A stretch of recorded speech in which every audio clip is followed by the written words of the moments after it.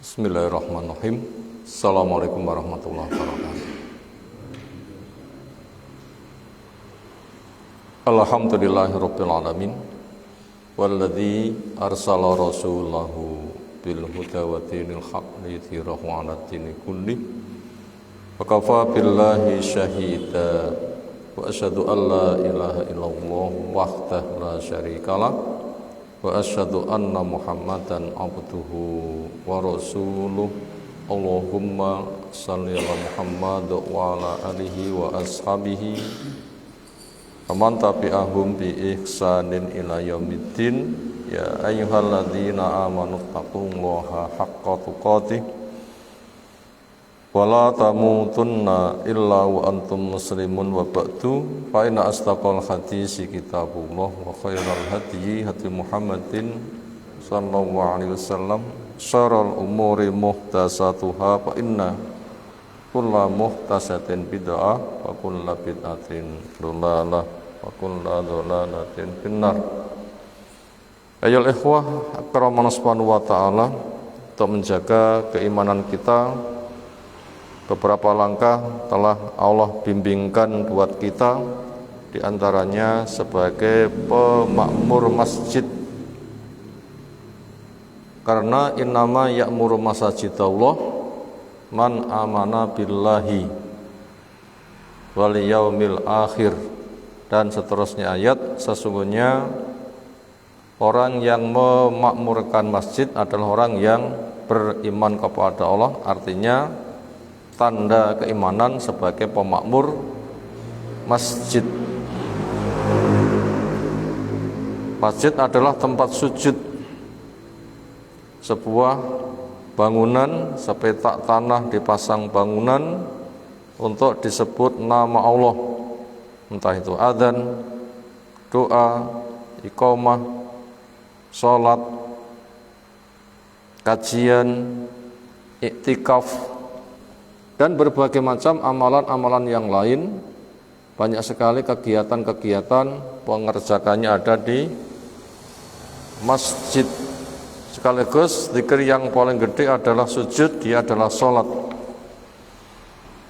Sekaligus dengan dibacakan ayat nanti iman akan semakin kokoh. Berkaitan masalah pemakmuran, pesan Nabi SAW, idza ra'aitum man ya'tadu ilal masjid fashhadu bi annahu mu'min. Bila kamu menyaksikan orang membiasakan ke masjid, maka saksikan dia sebagai mukmin. Maka dalam rangka itu, insyaallah kita gunakan waktu, semoga kita tercatat sebagai mukmin, karena penduduk surga itu hanya orang beriman saja. Kemudian materi kajian kita masih melanjutkan dari kitab Riyadhus Shalihin bab haramnya kezaliman.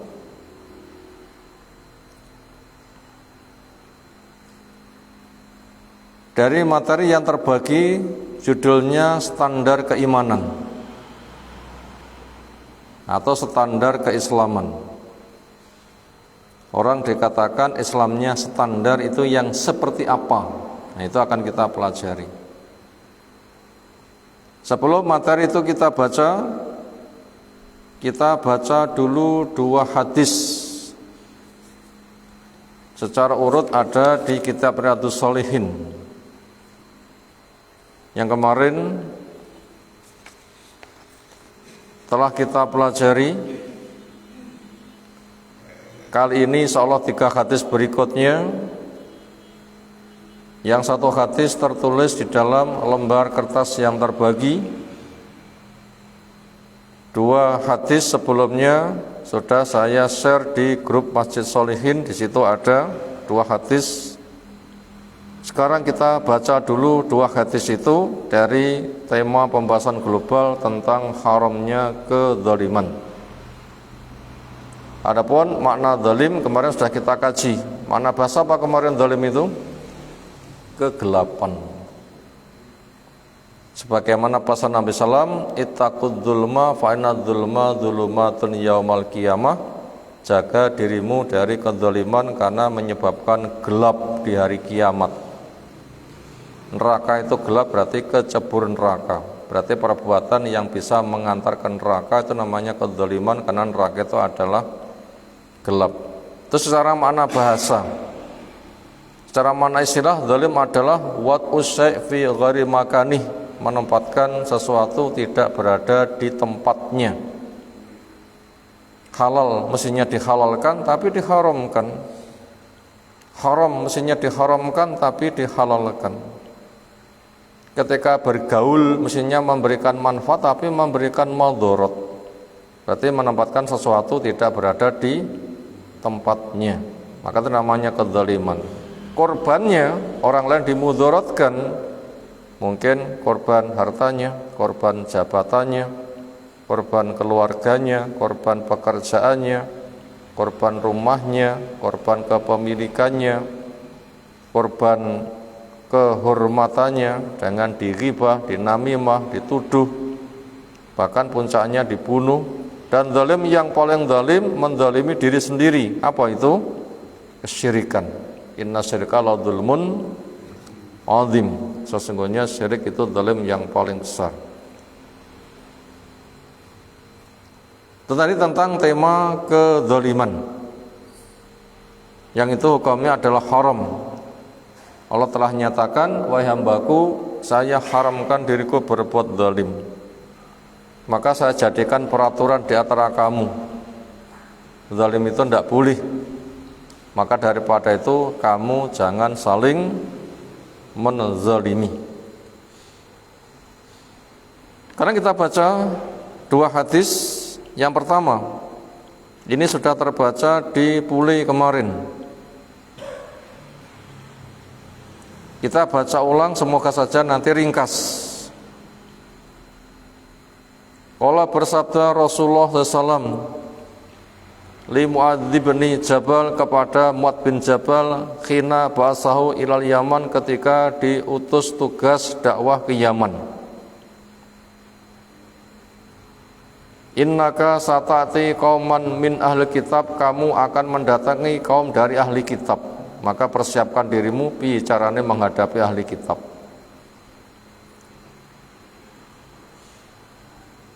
Tahu kondisi, punya persiapan, tugasnya lancar. Ibaratnya kerja bakti besik-besik suket napa sing digawalate. Saurarane arit jompong ngoten nggih. Pacul. Umat tidak itu ada ahli kitab, ya harus ngerti isi Taurat seperti apa, isi Injil seperti apa, gaya masyarakat seperti apa, siapkan sehingga nanti ketika menghadapi mereka sudah punya bekal. Ditunjukkan dulu. Fa idza ji'tahum fadahum ila ayyashhadu alla ilaha illallah. Bila kamu sudah tiba di tempat dakwah di Yaman, ketemu penduduknya, pertama kali materi dakwah yang kamu sampaikan adalah ajaklah mereka untuk mengenal Allah. Akhirnya diakui Allah satu-satunya yang diibadai dengan benar, dibuang sesembahan batil.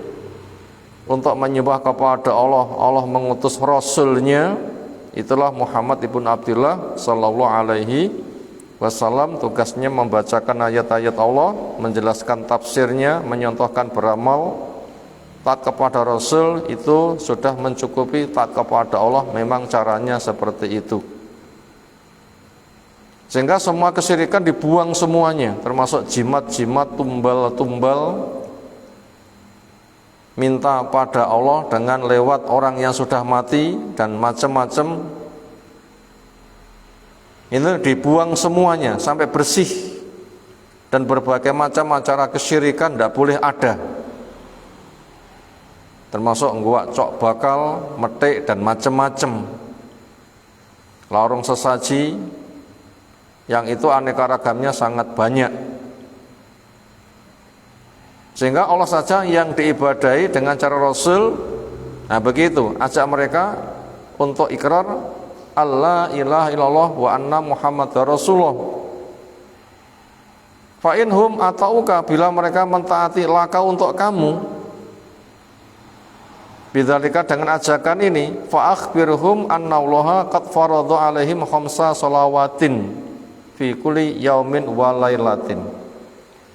Kabarkan kepada mereka bahwa Allah mewajibkan kepada mereka di dalam sehari semalam sholat 5 kali. Berarti ajari sholat zuhur, asar, maghrib, isya, subuh. Zuhur 4, asar 4, maghrib 3, isya 4, subuh 2. Bagaimana takbir, bagaimana istiftah, bagaimana fatihah, bagaimana surah, bagaimana rukuk bacaannya, sujud bacaannya, iktidal bacaannya, dan seterusnya. Tahiyat awal terus sampai selesai, salam, zikirnya lengkap, sholat sunnahnya, qobliyahnya, ba'diyahnya, ajari sehingga mereka sholat dengan benar dan ngerti bahasanya, sehingga hamba rumangsa sowan kepada Allah dan berbincang, sehingga nanti akan mendidik jiwa yang takwa, karena sholat mencegah perbuatan keji dan mungkar. Fa inhum atau ulaka, bila mereka mentaati kepada kamu, fa akhbirhum annallaha qad faradha alaihim shadaqatan, kabari kepada mereka bahwa Allah mewajibkan untuk bersedekah, yaitu zakat. Sedekah untuk harian, saling bantu membantu, sapa sing cukup bantu sing kekurangan, makanannya, pakaiannya, kesehatannya. Nanti setahun sekali hitung hartanya, ketika punya sisa dari harta-harta zakat mencapai nisab, suruh zakat. Yang tu'khadhu min agniyaihim faturaddu ala fuqaraihim, diambil dari yang kaya untuk dibagi kepada yang miskin, dari penduduk setempat, sehingga mendapatkan maslahat.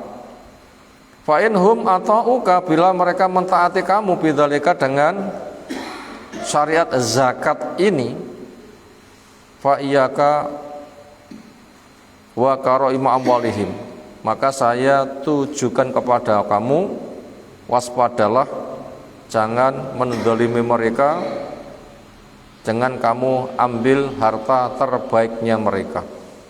Artinya ketika zakat, ojo milih dewi, tapi supaya mereka yang menyerahkan, bukan yang paling baik, bukan yang paling buruk, tapi yang tengah-tengah. Jangan sampai kamu merasa sebagai pegawai kemudian semena-mena ngerampas harta mereka yang paling baik. Enggak boleh. Kenapa? Karena mereka itu orang yang terzalimi, dan resiko menzalimi itu besar. Wattaqi da'watal madlub, jaga dirimu dari doanya orang yang dizalimi, termasuk dirampas hartanya, termasuk mereka dizalimi. Ngati-ngati. Kenapa? Fa innahu laisa bainahu wa bainal hijab, karena tidak ada antara dia dan Allah itu penghalang. Begitu melantunkan doa langsung dikabulkan. Moga-moga pegawai sing zalim kuwi pincang, bisa jadi langsung pincang segera. Muga-muga reso ngomong, bisa jadi langsung reso ngomong. Muga-muga keterak sepur, bisa jadi langsung nopo? Keterak sepur. Lah ngati-ngati. Doanya orang yang dizalimi, dan itu hak mereka. Dini mereka mendoakan kebaikan, itu akhlak yang utama. Apabila tidak, itu memang mereka itu punya hak. Makanya ngati-ngati dari doanya orang yang dizalimi. Ini temanya dari pembahasan kezaliman tadi. Jangan punya kedudukan lalu semena-mena orang lain jadi korban. Lalu hadis berikutnya. Di atas tadi hadisnya Sahih Bukhari Muslim. Mangkanat lahu madlimatun, barang siapa pada dirinya punya perbuatan menzalimi li akhih, pada saudaranya, menzalimi bapak dengan durhaka pada orang tua, menzalimi anak dengan anak tidak dididik secara benih, menzalimi saudarane diadu domba, mendolimi tetanggane, dirusak tandurane, hewani, mendolimi temannya dengan di macam-macam. Kedoliman itu banyak. Makanya setiap diri melihat aku mendolimi wong liya apa ora. Min irdi mungkin dia menjatuhkan martabatnya, aw syai'in atau sesuatu yang lain. Fal yatahallalhu, maka supaya segera membereskannya. Sekira butuh ketemu terus terang kasusnya begini, jelentrehno, lalu meminta maaf apabila ada benda-benda yang terampas ndang balekno. Minhu, dari kedzaliman al-yawma, hari ini. Ojo ditunda. Sebab kamu tidak tahu umurmu masih berapa. Andaikan ditunda riyo ngarepe karo dolan njaluk ngapura, itu belum menyelesaikan masalah.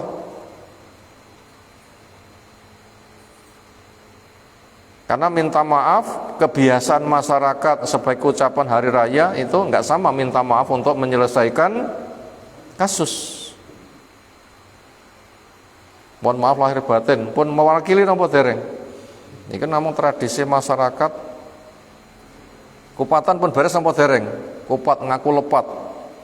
Ya belum, itu kan cuma tradisi. Belum menyentuh permasalahan. Makanya nggak usah ditunda-tunda, karena penyelesaiannya bukan begitu. Tapi segera tuntaskan. Terus terang, bila memang itu butuh begitu, bila ada benda-benda terampas ndang balekno. Termasuk para korupsune 100 miliar, 200 triliun, terus pun tidak balik nih kira-kira.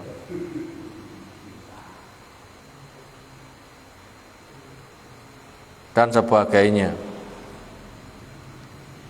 Seberapapun banyak mahal beratnya, itu cek luwih ringan ketimbang penyelesaiannya di akhirat. Kenapa? Nek donya masih bisa minta maaf, si iso golek sumbangan. Gimana?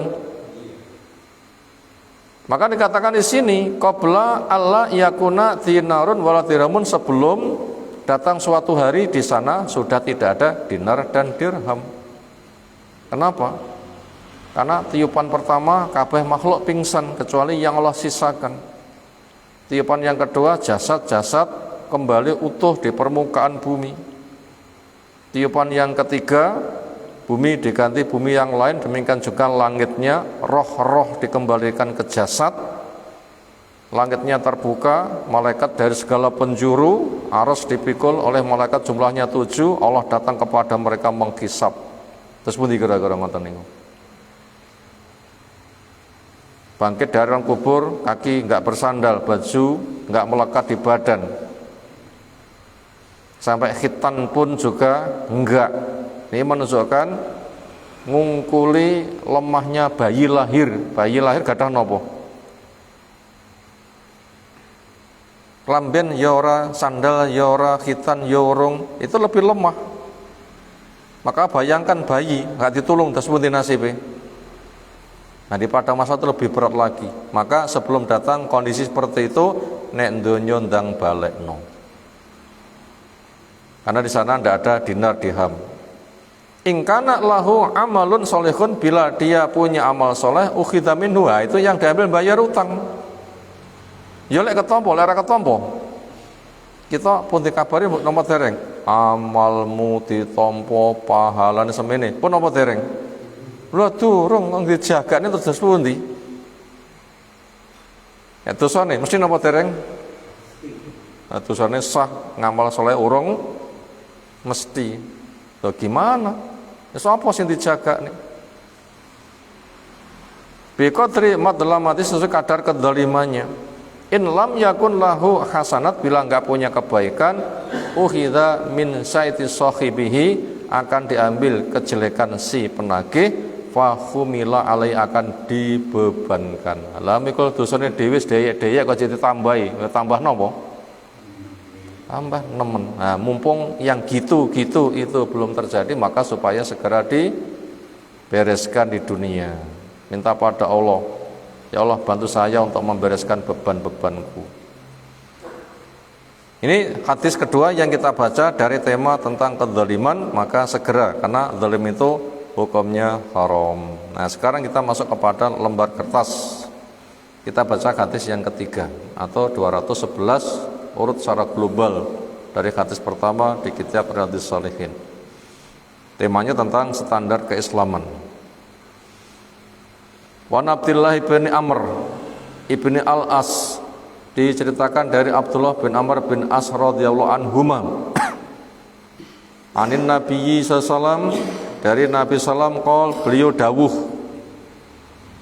al muslimu, orang dikatakan Islam dan Islamnya benar secara sosial ada tandanya, yaitu man salimal muslimun, orang yang lingkungannya punya tetangga, teman, masyarakat, mereka orang-orang Islam itu selamat min lisanihi, dari lesannya orang yang ngaku Islam, wayati, mereka selamat dari tangannya orang yang ngaku Islam.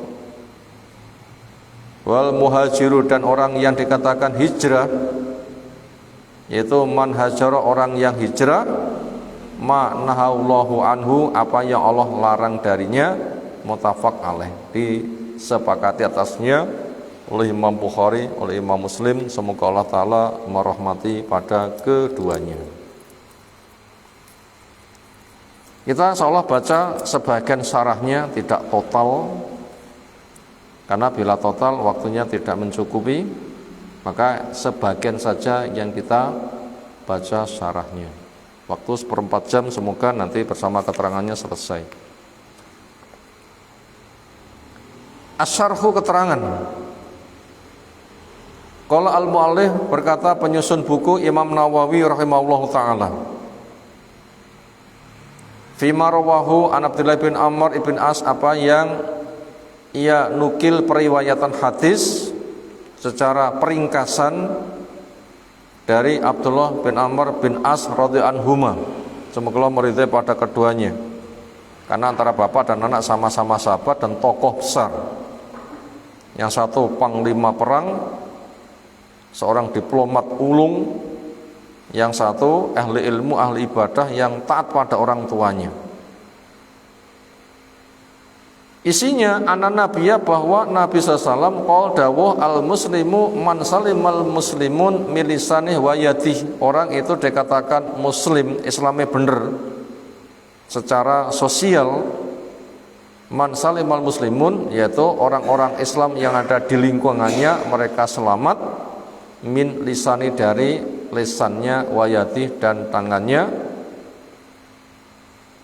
Wal muhajiru man hajara ma naul anhu, dan muhajir orang dikatakan hijrah bila itu hijrah meninggalkan perkara yang Allah melarang darinya. Wal muslimu yutlaku ala ma'anin katsiratin, dan arti muslim ini dipahami dengan makna luas, itu banyak memiliki makna, enggak satu makna saja, artinya wakeh.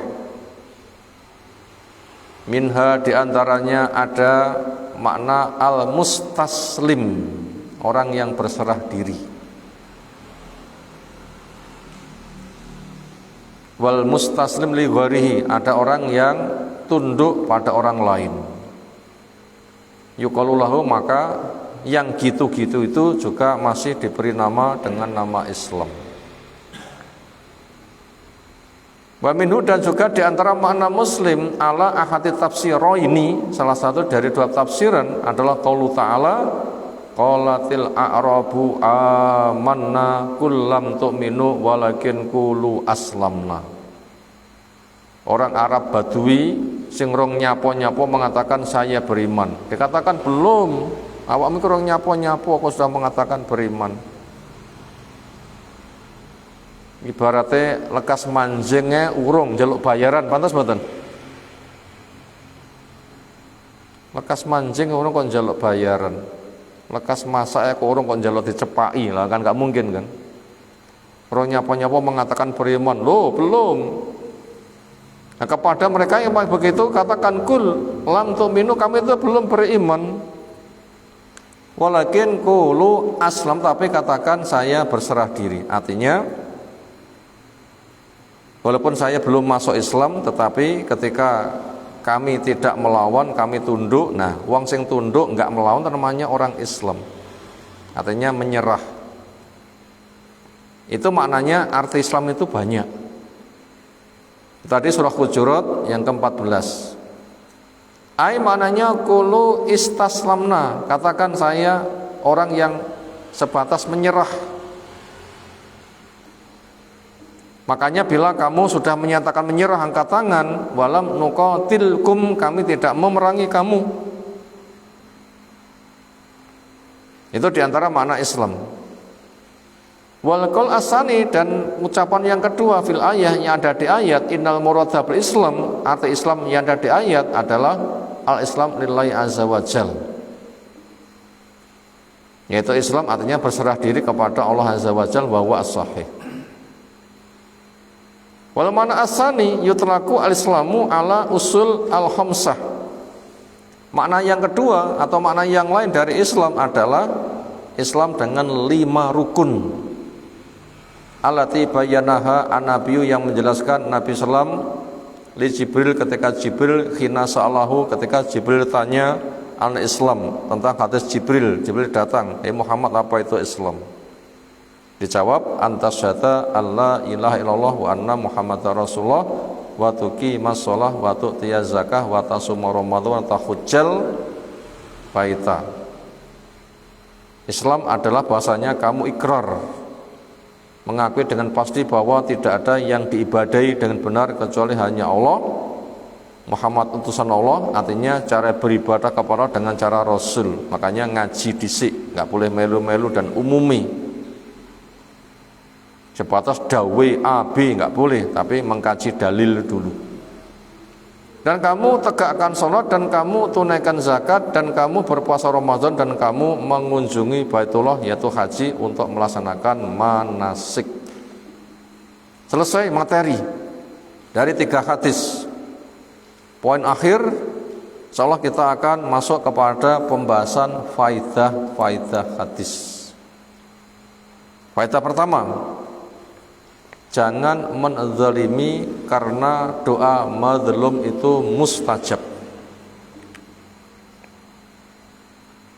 Siapa yang punya kedudukan, wong liya dalam keadaan kalah kedudukan, mungkin yang rumangsa menang bisa semena-mena, yang rumangsa kalah mungkin enggak ada kemampuan menuntut, maka kedudukan seperti itu kamu jangan gunakan untuk menzalimi orang lain. Kakak menangan, adik jadi korban, mungkin mboten ngoten niku. Kanca sak kanca rasa geluti diwetengene jadi korban, lek ra manut hajar. Atau punya kedudukan penting di masyarakat, ternyata tidak melaksanakan tugas, A, B, C dirampas, D, E, F haknya tidak diberi, sementara kedudukannya untuk pribadi dan keluarga, ya tidak tahulah, itu termasuk perbuatan menzalimi, termasuk menjadi sekretaris, menjadi bendahara, nilep duit. Itu kemarin itu dapat cerita, ada orang itu tanya, karena dia diminta untuk menyelesaikan dalam bentuk rekaman suara. Dia itu mantan kami tua, lalu nggak jadi kami tua lagi, kedudukan di masyarakat itu dikenal wong sing kuat. Kenapa? Terjun di medan ulah kanuragan, pinter gelut, meniki lek marani wong ngono getakno ngedeni. Itu ada seorang itu menjadi kasir, ternyata nggak beres. Duit sing disaiki sak pirang-pirang 200.000 piro-piro, nganti terbukti iso tuku kendaraan A, B, C sing regane 30 juta, 40 juta, itu diketahui lewat CCTV. Akhirnya dipanggil, "Hai Pak Fulan, Wong sing kerja nek perusahaanku dadi kasir penggaweane ngene-ngene diketahui melewati CCTV, tolong beres no. Akhirnya diparani. Nek kasus ngene-ngene, kamu bisa beli ngene-ngene. Bukti dari CCTV ngene-ngene. Itu termasuk perbuatan yang enggak boleh. Ben nasik memujur, barangnya balekno. Aku dikongkon karo bosmu. Andaikan kamu gelem balekne kendaraan sing kuwi regane semono, wis urusane beres. Itu contohnya, punya kedudukan ternyata ghis, enggak melaksanakan tugas, korup, termasuk zalim. Maka kayak begitu harus diselesaikan. Yang itu banyak kasus kayak begitu. Makanya ngati-ngati. Makanya jangan mendolimi orang punya kedudukan, jangan digunakan untuk mendolimi orang lain, apalagi nyekel senjata, bisa memutuskan penjara, bisa membeli saksi palsu, mungkin kan? Bisa nyulap hukum. Kitab undang-undang hukum pidana menjadi kesih uang habis perkara. Reno-reno namanya orang itu punya kedudukan. Sapa wonge lembo. Ini kita cerita macam-macam kedzaliman. Makanya jangan mendolimi. Kenapa? Doanya madlum, orang yang didolimi itu mustajab. Kapan terkabulnya doa? Kalau itu langsung masih mending. Yang paling bahaya itu apabila ditunda, salah rumongso enggak salah, akhirnya zalimi semakin bertambah-tambah, bahkan dengan keadaannya ayem rumangsane bener, sementara ketika sudah mati di sana enggak punya kebaikan, sehingga semua dosa belum pernah berkurang sama sekali. Wow, itu malah paling berat, enggak bisa menyelesaikan blas. Makanya ngati-ngati. Yang pertama, faedah yang pertama. Yang kedua, segera selesaikan kedzaliman di dunia. Kenapa? Di sana itu penyelesaiannya berat. Diganti emas perak gak ada, dinar dirham gak ada, duit gak ada. Kenapa? Ya tadi, bangkit dari alam kubur, gak berbaju, gak bersandal, gak berkhitan, buminya bumi lain, langitnya langit lain, dikelilingi malaikat dari segala penjuru, arus di atas malaikat yang 8, Allah hadir kepada mereka. Jahanam pun juga didatangkan, taline 70.000, satu tali 70.000 malaikat. Kedalaman jahanam batu diceblokne 70 tahun lagi sampai dasar. Wongen ekono dirantai, suruh naik gunung api, begitu naik tarik nyengsor dan dibelenggu. Apa yang terjadi? Nah, makanya sebelum ada di sana, selesaikan kasus kedzaliman itu ada di dunia. Segera, kenapa? Di sana itu berat. Itu faedah yang nomor 2. Segera selesaikan kedzaliman di dunia. Kenapa? Di sana itu sangat berat, wis gak iso sambat. Kemudian pelajaran yang ketiga, faedah ketiga, arti Islam dan konsekuensinya, bukan arti nggih, arti kurang R itu. Arti Islam dan konsekuensinya. Arti Islam itu banyak. Pertama, Islam nama agamanya para nabi, nama agamanya para rasul. Pinten jumlah nabi? Gak aruh. Berapa jumlah rasul? Gak tahu. Apa hanya selawe? Itu yang diceritakan. Berapa yang gak diceritakan? Gak karuh-karuan. Bisa ratusan ribu. Sementara mereka dari silsilah yang sama. Nabi Adam, berikutnya ada Nabi Nuh, anak turunnya banyak nabi-nabi, minimal 5. Salah satunya Nabi Ibrahim. Dari Nabi Ibrahim turun nabi-nabi jumlahnya gak karuh-karuan. Dan semua nabi, semua rasul itu dakwahnya sama, ittaqullaha wa ati'uni. Jaga dirimu, jangan sampai terkena murka siksa Allah dan taati saya. Ubudullaha wala tusyriku bi syai'a. Sembahlah Allah, jangan kamu lakukan kesyirikan.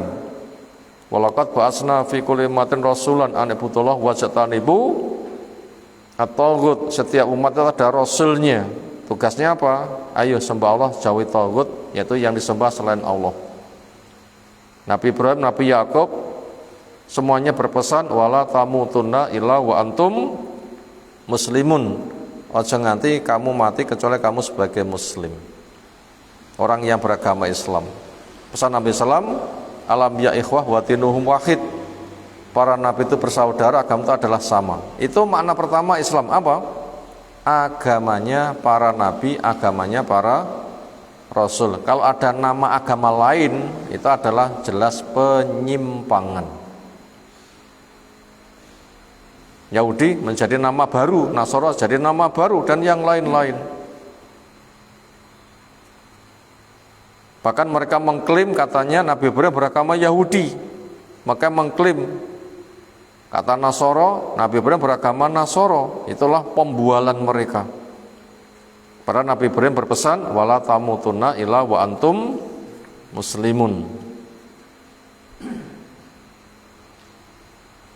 Kemudian makna Islamnya nomor 2, isi predikat yang ada di KTP agama .2 nopo sing paling kata Islam.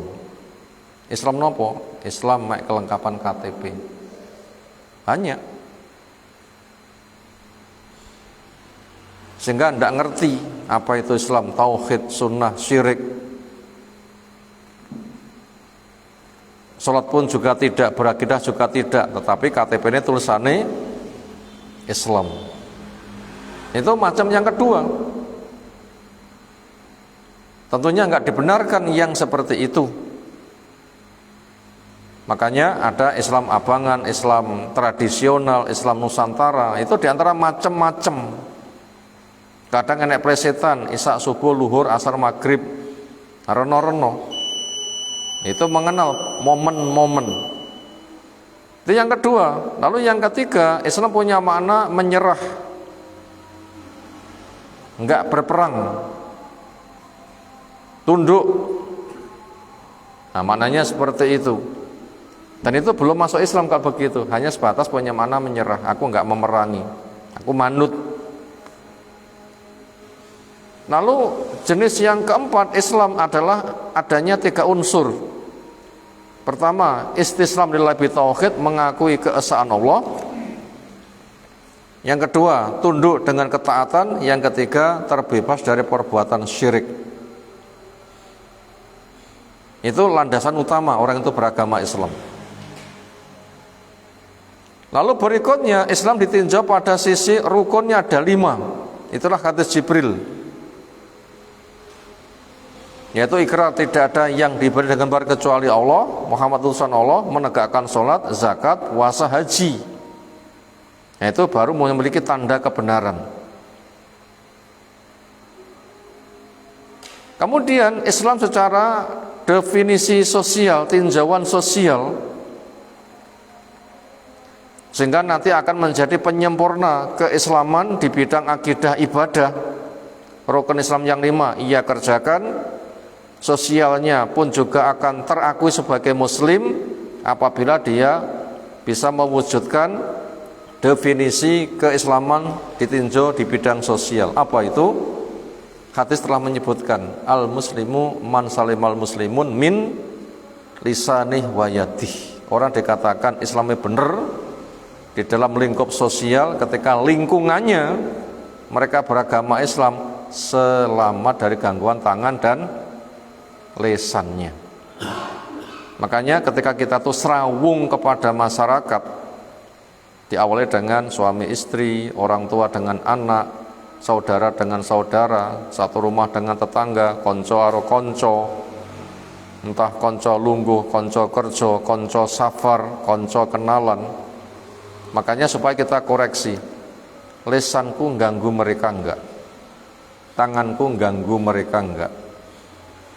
Lisan ganggu mereka itu macam-macam, mencaci, memaki, ngerasani, ngadu domba, membohongi, melocokni, menuduh dengan tuduhan dusta, menfitnah. Yang sering orang mengatakan fitnah lebih kejam daripada pembunuhan, wonten bahasa ngaten nggih. Artinya itu adalah syirik. Makanya ngati-ngati. Makanya ketika Nabi SAW itu mengajari kepada para sahabat,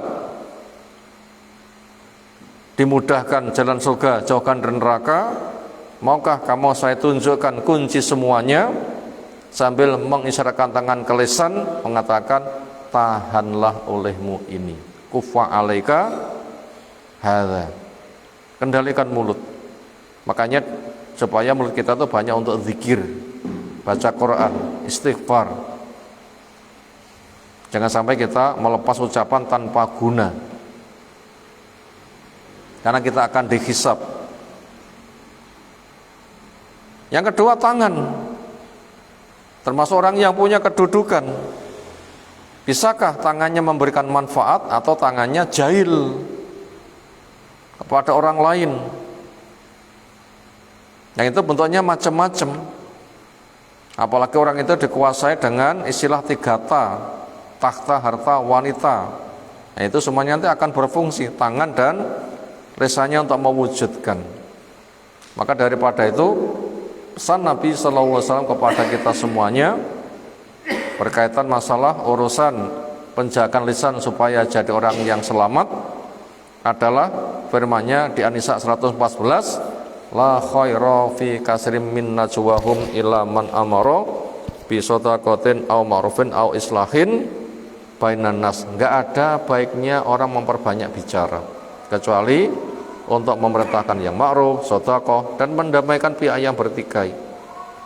Juga pesan Nabi, ada 2 kalimat ringan di bibir tapi ditimbang berbobot, maka sibukkan berucap subhanallahil azim, subhanallahi wa bihamdi. Juga pesan Nabi SAW, siapa iman pada hari akhir, ngomong yang baik bila tidak diam dari perbuatan dosa. Itu semua dalam rangka menjaga keislaman. Bab tanda benernya keislaman di bidang sosial, lingkungannya selamat dari gangguan tangan dan lisannya. Demikian yang kita kaji, sudah kesul waktu Isya. Semoga Allah berikan ilmu bermanfaat untuk kita semuanya. Subhanakallahumma bihamdika asyhadu an la ilaha illa anta astaghfiruka wa atubu ilaik. Walhamdulillahirabbil alamin.